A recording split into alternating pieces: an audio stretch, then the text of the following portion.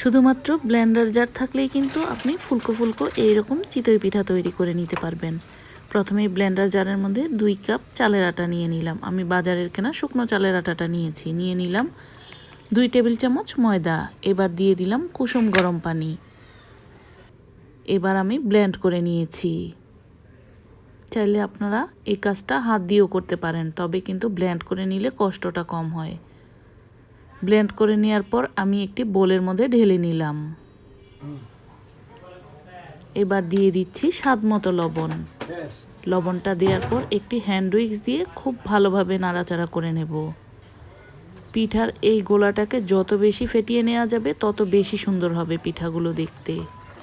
আমাদের অনেকের পিঠাই কিন্তু ফুলে না, সেক্ষেত্রে একটুখানি বেকিং পাউডার দিতে পারেন, এক্ষেত্রে কিন্তু ফুলকো ফুলকো হবে।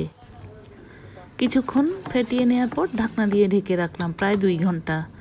2 ঘন্টা পর আরেকটু ফেটিয়ে নিয়েছি, দেখতে কিন্তু গোলাটা এখন এইরকম হয়েছে। এবার চুলায় আমি চিতই পিঠার এই সাজটাকে বসিয়ে দিলাম। খুব ভালোভাবে কিন্তু গরম করে নিতে হবে। তারপর একটু তেল ব্রাশ করে টিস্যু দিয়ে মুছে নিয়ে এবার পিঠার গোলাটা দিয়ে ঢাকনা দিয়ে ঢেকে দিলাম। পিঠাগুলো তৈরি করার সময় চুলার আঁচটা কিন্তু একই রকম রাখতে হবে। প্রথমবারেই কিন্তু পিঠাগুলো এরকম ফুলকো ফুলকো হয়েছে, দেখে নিশ্চয়ই বুঝতে পারছেন কতটা সুন্দর হয়েছে। সবগুলো পিঠা কিন্তু আমি একইভাবে তৈরি করে নিলাম। আজকের এই রেসিপি ফলো করলে একদম ফুলকো ফুলকো চিতই পিঠা তৈরি করতে পারবেন।